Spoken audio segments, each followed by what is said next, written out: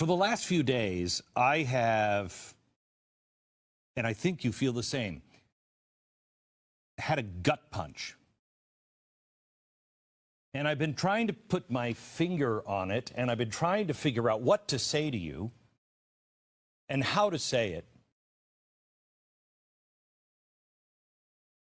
And I think I just have to say it like this. I don't know about you, but I'm tired.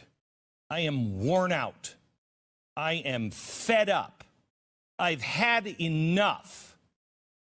I am tired of exposing corruption, doing our homework, going overseas and having documents translated to make sure they're exactly right, presenting the evidence. We know what's happening, except then once we expose it, nothing happens. Nobody goes to jail. Nobody pays for a damn thing anymore. Nothing. If you and I did half the things that people in Washington do every day, you and I would go to prison. Clinton got away with it. Even the left knew that the Clinton Foundation was dirty. They sold uranium to our biggest enemy, Russia. Nothing. No. She can take confidential, top secret emails and put them on her server at her home. Something you and I would go to prison for. We would be in prison for the rest of our lives. Not a big deal. Benghazi? No. Not only did we show you that we were gun running to a group in Syria that became ISIS, that's what we were doing in Benghazi. Not only that, but just the killing of a U.S. ambassador, and, might I point out, on Veterans Day, we abandoned our troops. Did anything happen? Nope. Nope. Nothing. Nothing. I'm tired of it. I'm tired of actually being open and saying, okay, well, let's look into the spying on this presidential candidate. That's a pretty hefty charge. Were they doing it? And then finding out, yes, they were, and nothing happens. He was colluding with Russia. My gosh, that should be the biggest scandal of all time if that were true. If it wasn't true, and it was started, and evidence, paperwork even showed that they knew, all the way to the White House, you'd think that would be even a bigger story. Lying to the FISA courts, nothing. Creating an enemies list, nothing. Using our own intelligence agencies to assist in this operation. Spending millions of dollars on a claim they knew that wasn't true. The collusion on Russia, they knew it before the president was ever elected. The scandal. The loss of billions of tax dollars in Ukraine, no big deal. The lies and the collusion with the Obama administration in Ukraine, no big deal. Hunter Biden, forget about Burisma. What was that, $7 billion? Ha, who cares? Look at Hunter Biden and his father in China. Oh, but we don't have any proof of that. Yes, we do. We have all the proof anyone who cares to be honest needs. We have all the documents on his own frickin' laptop, which have been verified for people that were working with him, who were Democrats that had those same emails on their computer. Nothing. The scandal of our Justice Department, the deep state, which I didn't believe in 4 years ago. My gosh, you've got to be dead and probably voting in the last election if you don't see the deep state. The corruption of our media telling us to deny our own eyes. There's a car on fire, and they're like, oh, nothing's happening here. It's totally peaceful. There's a car on fire behind you, but we're not supposed to notice that. Good has been made evil, and evil is made good. They ask you now to don't believe your own eyes, believe us. Our country is being torn apart on the streets by radicals who are marching with no Trump, no Biden, no America signs. But don't worry about that. This is just a peaceful group. Really? Our children are being indoctrinated with all kinds of crap, telling them that they're racist because of the color they were born with. The teachers' unions completely out of control. The lies of Black Lives Matter, Inc., and no one seems to care. No one seems to care that Black Lives Matter is actually a corporation. That Black Lives Matter, on their own manifesto, said they wanted to destroy the nuclear family. But that's all fine. Antifa? No. They're not wild in the streets. It's only an idea. Yeah, kind of like Nazism was an idea. But yet, if you support the Constitution, if you just say, I want a fair and legal count, you're a radical. You're an anti-government zealot. I've had it. I've had enough. I almost didn't make the show last week because this is what I wanted to say to you.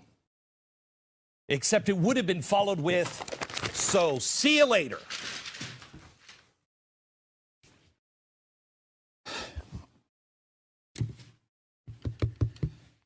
Do you know how hard this is? I know you do, because you're doing it in your own life. Do you know how hard it is to know this stuff, to be able to prove this stuff, and yet nobody seems to care? You're the bad guy. And then to tell yourself, remain peaceful with love in your heart. Let me get this out of the way. Nothing is over. CNN and Fox News, surprisingly enough, don't have the power to declare victory for anyone.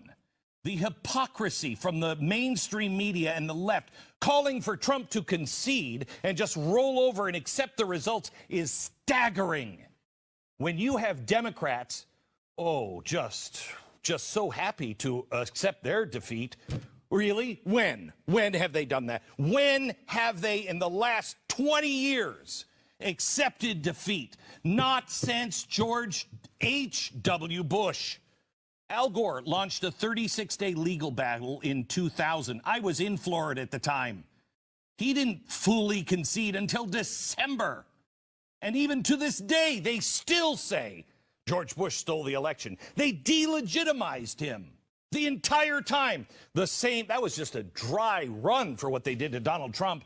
To this day, Democrats claim Russia stole the 2016 election. To this day, they spent over $30 million to try to prove it. We spent, what, $100 and some phone time? And we showed you it wasn't true. And by the way, who's the governor of Georgia right now? Well, if you ask Stacey Abrams and many within the Democratic Party, it's Stacey Abrams. They didn't give up that. She still says that was an illegitimate election. She lost by 50,000 votes. It's illegitimate. I actually won.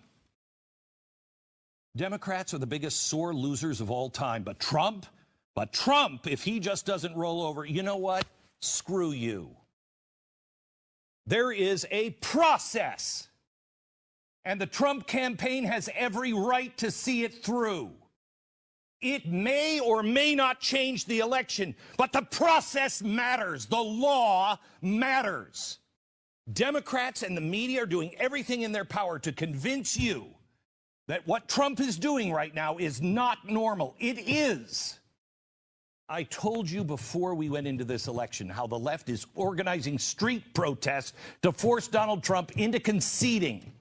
Well, did the right do that in 2000?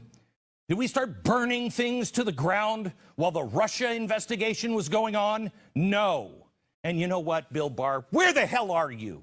Where are you? I am sick and tired of everybody saying that you are so great. Oh, my gosh, he's just the fairest guy ever. Where the hell are you? We don't trust our justice system. What are you doing? The left, organized to force Trump's hand, is now moving into phase 2. New protests began last Friday. If you scroll through their list, They plan even more action going all the way into January. But we're in the eye of the hurricane right now. Do you notice there were everybody was set to riot on the streets, and it's almost like they got a phone call. No, hold back. Looks like maybe we could pull this thing off without any riots. It's weird how peaceful it's been, but I guarantee you the minute it looks like they have any evidence on this stealing of the election, or maybe it was just an honest mistake, you have any evidence, I guarantee you they will be in the streets rioting. I showed you earlier the linchpin for these protests to really kick into high gear would be if Trump refused to concede. The longer this drags out, the calls from the left to hit the streets are going to grow louder. Forget the fact that this is quite literally how the process works. A process Democrats take advantage of every time they lose. Stop lecturing me about trying to delegitimize the next president. It's not official until December 9th. There is a process outlined in the Constitution, and it is Donald Trump's duty to investigate this election. Yes, there are anomalies. Yeah, believe it or not. It's very important that we learn to separate the crap from the real questions. And there's a lot. I mean, we are neck deep in bull crap if you go out online. You're going to get, I would bet you that there is Russian operatives right now playing both sides. You're going to find out the Trump campaign is now focusing on all the wrong things, or maybe all the right things. Let's look at what the lawyers are focusing, because this is not a political process. Last Tuesday was a political process. Now it's constitutional. I have several questions that I think should be asked. Why were the poll watchers in Pennsylvania kept away from doing their jobs? One poll watcher said, and I quote, "We literally had no input and no ability to watch anything." Similar claims were made in Michigan. Although poll watchers were inside the rooms, they weren't allowed to be close enough to actually see anything. When word of this got out, take a look at what they did. Oh, yeah, but that's easily explained away. I've never seen anything like this before. Why would you cover the windows? Well, the city of Detroit, which is squeaky clean, told Fox News, which is so on our side, that they did this to protect voter information and filming ballots. But look how far away the actual vote counters are from the windows. How are you going to see that? I said over a month ago that it would be the changes in the rules, and I guarantee you this is where you're going to get them if there's a way to change the outcome of this from Biden, which really looked on election night like it was for Donald Trump, and then all of a sudden it went to Joe Biden. Well, maybe that's all legitimate. But let me tell you something. It's going to be in the changing of the rules in the middle of the game, shifting to mass mail-in ballots. I told you it would cause an insane amount of chaos and open the door to either real fraud or, at the very least, the appearance of fraud. Mail-in ballots are historically rejected. Tens of thousands are usually rejected. In Pennsylvania, the rate is always about 1%. If you're the first time filling out the ballot, that goes up to 3%, usually in Pennsylvania. It's usually due to human error, not filling it out correctly. In 2016, 266,208 mail-in ballots were cast in Pennsylvania. 2,534 were rejected. That's just under 1%. So what was it this year, when all these people did it for the very first time? Should be 3%. No, this year rejected the mail-in ballots was almost 30 times lower in Pennsylvania. Out of over 2.6 million ballots, they only found 951 that were bad. Yeah, that is really good. That's a rate of 0.03%. But don't worry, nothing to see here.